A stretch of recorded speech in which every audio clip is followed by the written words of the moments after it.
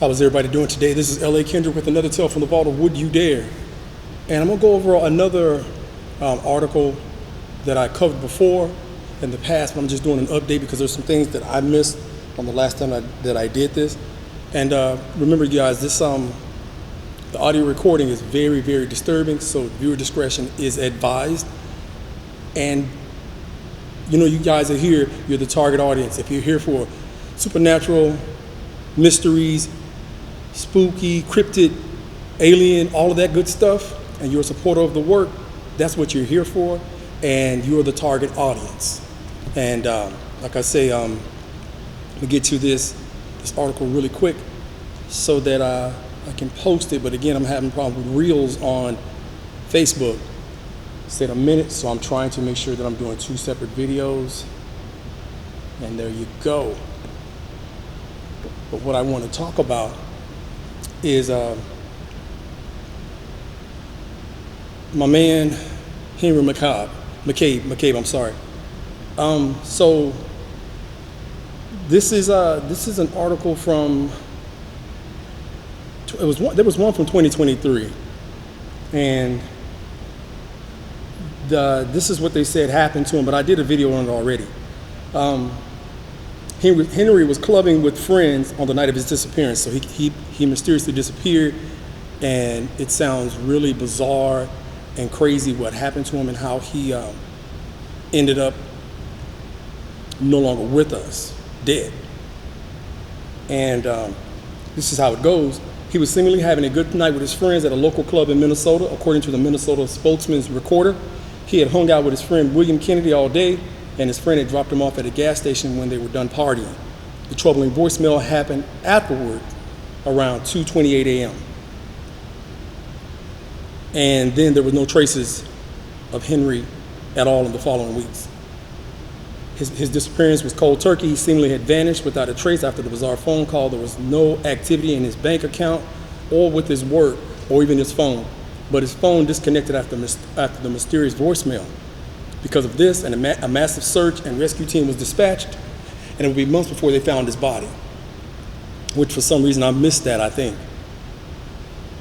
His body was discovered at a lake by a kayaker at Rush Lake on November 2nd, 2015, about 8 weeks after Henry Mccabe's disappearance.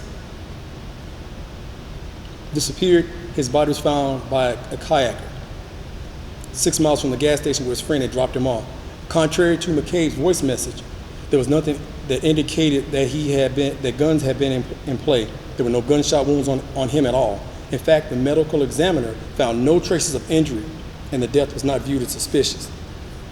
No cause of death was ever determined, and the case remains open. According to David Singleton of the Minnesota PD, Mccabe's death is utterly perplexing. I don't believe the idea that he just wandered that far on his own, and the audio doesn't support the idea that his death is not suspicious, he shared with the Star Tribune. Okay. And the autopsy report indicated that he likely drowned. An autopsy report indicated that Henry probably died from drowning. Law enforcement considered homicide and suicide as possibilities. The case remained open due to the bizarre voicemail that now seems to have little to do with his death by drowning. Surely it contains clues to his disappearance, but it was eventually analyzed by the FBI, and no concrete information was ever released. These are some of the things that I missed, obviously. So when there's a friend, the friend that was with him that night gave his statement to the police. He initially described a gas station where there was no evidence of himself or Henry. Later, an investigation of the local electronic video surveillance at different stores confirmed it was another gas station location. Henry's wife, Corrine, was mystified as to why William would leave Henry at a gas station at 2 a.m, and why would you not just drop him off home? A lot of perplexing and unsatisfying angles to Mccabe's disappearance case were never investigated. And then they're saying some stuff like there are inconsistencies in his wife Karen's Story and David Singleton from the Minnesota Community Police, a private organization that helps public safety assistance and acts as a mediator between the civilians and law enforcement. Originally, Corrine asked the community police to get involved, but when the relationship soured, she reportedly fired them. Singleton still believes she might have withheld information. We feel like we have all been misled, he shared with Valley News Live. We have an ethical and moral obligation to the community and to this organization to do the right thing. However, she maintains that her statements to the police had all been truthful. And there's been a cash award for him. And these are some of the theories, and this is the theory that I first got involved with it because this is what prompted me. There are theories that something supernatural occurred. There's a Reddit thread called Unsolved Mysteries. People have shared their theories about what happened to Mccabe or what those sounds in the voicemail really were. They suggest that it was an animal attack or water gurgling, screaming from underwater, something sinister, or even supernatural. To this day, the voicemail remains unexplained. So what I'm going to do, I want to play the audio. Again, you guys, hold on to yourself because it is pretty vicious. And it's pretty sad and shocking. So here's the voicemail.